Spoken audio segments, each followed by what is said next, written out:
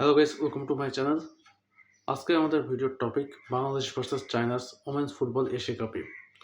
বাংলাদেশের ম্যাচ শুরু হবে দুপুর 2টার সময় এবং খেলা দেখা যাবে বাংলাদেশে ট্যাপম্যানে এবং সম্ভবত ইউটিউব চ্যানেলে দেখা যাবে, কিন্তু ভিপিএন কানেক্ট করতে হবে।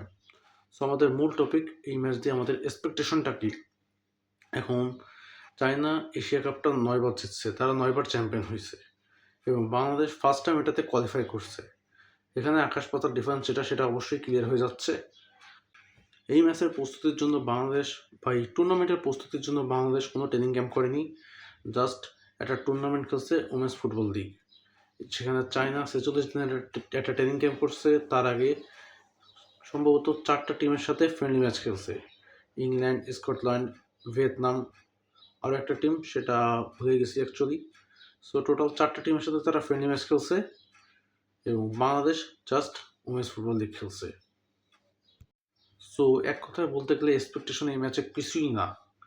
আগের ভিডিওতে আমি বলছিলাম সাউথ আফ্রিকা এবং চায়নার সাথে কোনো এক্সপেকটেশন আমাদের থাকবে না, টুকটাক যা থাকবে সেটা উজবেকিস্তানকে দিয়ে থাকবে। কিন্তু এই ম্যাচ নিয়ে আমাদের কী চিন্তা ভাবনা, এই ম্যাচে যদি আমরা ড্র করে ফেলি সেটাও আমাদের জন্য অলমোস্ট অসম্ভব, এবং একটা গোল করতে পারলে সেটা অনেক বড় একটা অ্যাচিভমেন্ট।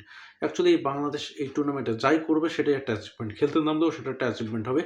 কারণ আজ এই ম্যাচের আগে আমরা কখনো এশিয়া কাপে খেলতেও নামিনি, প্রথমবার যেহেতু কোয়ালিফাই করছি, স্বাভাবিক বিষয়। এই ম্যাচে বাংলাদেশের সবথেকে ডিস্টার্ব যারা হবে তারা হচ্ছে আমাদের ডিফেন্ডাররা এবং স্পেশালি আমাদের গোলকিপার। তারা প্রচুর প্রেশারে থাকবে।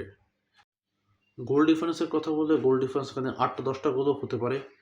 বাংলাদেশ একটা গোল দিতে পারলে সেটাই বাংলাদেশের প্রচুর বড় একটা অ্যাচিভমেন্ট হবে। এখন বাকিটা দেখি কি হয়। এবং সবার কাছে একটা কথা বলবো, সবাই সাপোর্ট করেন, ফেসবুক থেকে পোস্ট করে অন্য অন্য ম্যাচটা দেখেন, যেখান থেকে দেখতে পারেন দেখেন, সাপোর্ট করেন জাস্ট। আমাদের আজকের ভিডিওটা এই পর্যন্তই থাকতেছে। ভিডিওটা ভালো লাগলে অবশ্যই চ্যানেলটাকে সাবস্ক্রাইব করে দেবেন এবং ভিডিওটাকে একটা লাইক করে দেবেন। Thank you so much for watching.